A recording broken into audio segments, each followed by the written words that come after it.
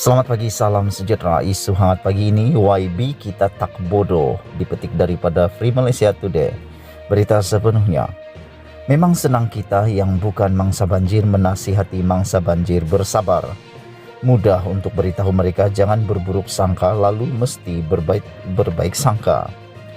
Kita dapat saksikan sekarang mangsa banjir sedang marah dan diakui ada kalanya kemarahan mereka keterlaluan. Namun seperti dikatakan tadi, amat mudah memberi mereka bermacam-macam nasihat kerana kita bukan mangsa banjir. Kita tidak rasa secara langsung apa yang mereka rasai walaupun kita amat bersimpati atas apa yang menimpa mereka. Pun begitu, berat mata memandang, berat lagi bahu memikul. Saya tidak bercadang menghuraikan ciri-ciri dan sebab kemarahan mereka. Cuma ingin memperbetulkan, jika itu perkataan yang boleh digunakan, tuduhan mangsa banjir dan juga bukan mangsa banjir bahawa politikus kita, khususnya wakil rakyat, tidak kira ahli parlimen maupun ahli Dewan Undangan Negeri ADUN, yang bergelar YB atau yang berhormat tidak datang melawat kawasan banjir. YB dan juga politikus yang bukan YB atau bercita-cita jadi YB tetapi belum jadi YB serta bekas YB yang mengidam kembali jadi YB, sememangnya cepat dan pantas turun padang untuk bertemu dan menzahirkan rasa sedih dan simpati terhadap mangsa banjir. Mereka tahu tidak melawat bencana kawasan bencana ibarat membunuh diri secara politikal atau political suicide. Mereka tahu tidak muncul bermakna akan ditendang pengundi pada pilihan raya akan datang atau tidak dipilih parti jadi calon kerana dianggap sebagai bebanan. Yang mahu buat comeback pula berkemungkinan besar menyaksikan impian mereka terkubur.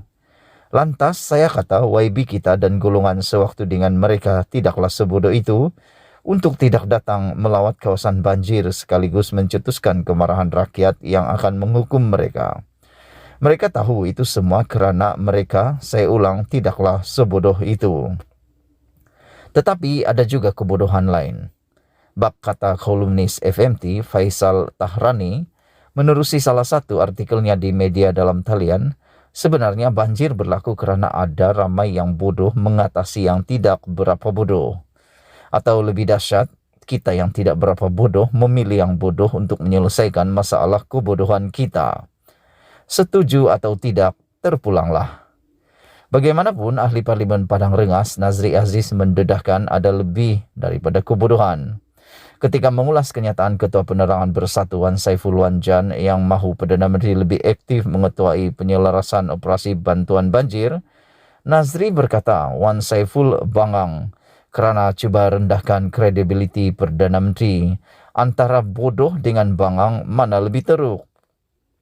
Perdana Menteri Ismail Sabri Yaakob pula buat bodoh apabila Speaker Dewan Rakyat Azhar Harun beberapa hari lalu menolak permintaan ahli Parlimen Pakatan Harapan isu banjir dibahaskan atas sebab pada pandangan saya teknikal. Berbalik soal YB di kawasan banjir. Kalau ada rungutan rakyat yang YB mereka tidak kelihatan, besar kemungkinan ketika si YB datang mengunjungi, mereka ini mungkin berada di tempat lain dalam kawasan yang sama. Datang mereka tetap datang. Mengapa mereka datang? Ada yang datang untuk benar-benar membantu dan menjalankan tanggung jawab. Ini tidak boleh dinafikan. Mereka datang untuk take charge, menyelaras operasi menyelamat dan menolong. Sama ada mereka tulus ikhlas atau lakukan demi kreya politik, itu antara mereka dengan Tuhan. Hakikatnya mereka datang membantu, menolong, menyumbang dan ini dihargai. Ada yang datang untuk tujuk muka atau bermuka-muka, bersalam dan memeluk serta mendapat mangsa tanda simpati.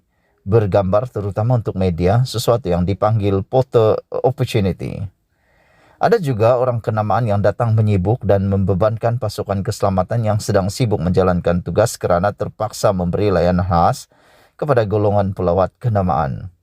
Hakikatnya, mereka semua datang dengan niat, matlamat dan objektif masing-masing. Tetapi menurut beberapa penganalisis, orang politik sekarang mesti tunjukkan keikhlasan menjaga kebajikan mangsa bencana dan bukan main wayang. Menggunakan situasi sebagai peluang berfoto untuk menonjol imej sendiri demi kerjaya politik mereka. Rakyat masa kini, kata penganalisis, tidak mudah tertipu dengan taktik lapuk yang memualkan mereka. Lantas, apa tugas dan peranan YB kita? Media, terutama yang berbahasa Inggris, kerap menggelar ahli parlimen dan ADUN kita lawmakers atau penggubal undang-undang. Oleh itu, ada pendapat diwar-warkan bahwa selaku lawmakers, mereka mesti menggubal undang-undang dan dasar negara dan bukannya bersihkan longkang, angkat sampah dan bertindak sebagai anggota pasukan penyelamat. Golongan yang berpendapat sedemikian berkata, jika YB dikehendaki melakukan kerja pembersihan sampah dan sebagainya, apa yang kita perlukan ialah pengawal kebajikan, bukan penggubal undang-undang. Untuk melakukan itu semua, kata mereka, sudah ada pegawai kebajikan yang merupakan kaki tangan kerajaan. Cuma kali ini ada tuduhan pegawai kebajikan tidak menjalankan tugas menolong rakyat mangsa banjir dengan baik. Teringat perbualan saya dengan seorang ahli parlimen tahun 1990-an yang memberitahu saya di kawasan beliau, ada lebih kurang 30 buah kuil dan selang sehari ada upacara dilangsungkan. Oleh demikian, YB itu wajib mengulurkan bantuan keuangan selang beberapa hari. Begitu juga apabila ada majlis perkawinan dan kematian, lalu pertanyaan timbul, adakah ini tugas seorang penggubal undang-undang? Di parlimen yang menggubal undang-undang ialah kerajaan. Ahli parlimen daripada parti pemerintah yang tidak duduk dalam kerajaan tidak terbabit secara langsung menggubal undang-undang. Tugas mereka menyokong rang undang-undang yang dirangka kawan-kawan mereka dan dibentang di parlimen. Ahli parlimen pembangkang tentulah tidak berperanan mengubah undang-undang. Tugas mereka membahas rang undang-undang yang disediakan kerajaan dan menyatakan sokongan atau bantahan.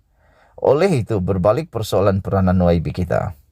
Ringkasnya, memainkan peranan efektif memastikan dasar dan perundangan negara memanfaatkan rakyat. Pastikan undang-undang dan dasar yang lulus adalah yang paling baik.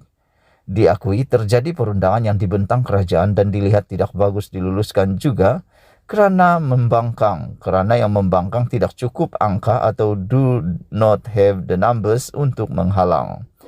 Apapun kesimpulannya, YB kita selain berperanan secara langsung atau tidak dalam penggubalan undang-undang dan dasar, mesti juga turun padang apabila rakyat dalam kesusahan, terutama ketika dilanda musibah. Dalam arti kata lain, mereka bertindak sebagai penggubal undang-undang dan pegawai kebajikan sekaligus dan memastikan kaki tangan kerajaan yang berjawatan pegawai kebajikan benar-benar menjaga kebajikan rakyat kerana mereka digaji dengan wang rakyat. Tugas amat berat untuk YB memastikan setiap aspek kebajikan dan kebaikan untuk rakyat dijaga. Jika itu tidak boleh dilakukan, jangan mengaku mewakili rakyat. Jangan menamakan diri wakil rakyat. Artikel ini adalah pandangan penulis dan tidak semestinya mewakili FMT.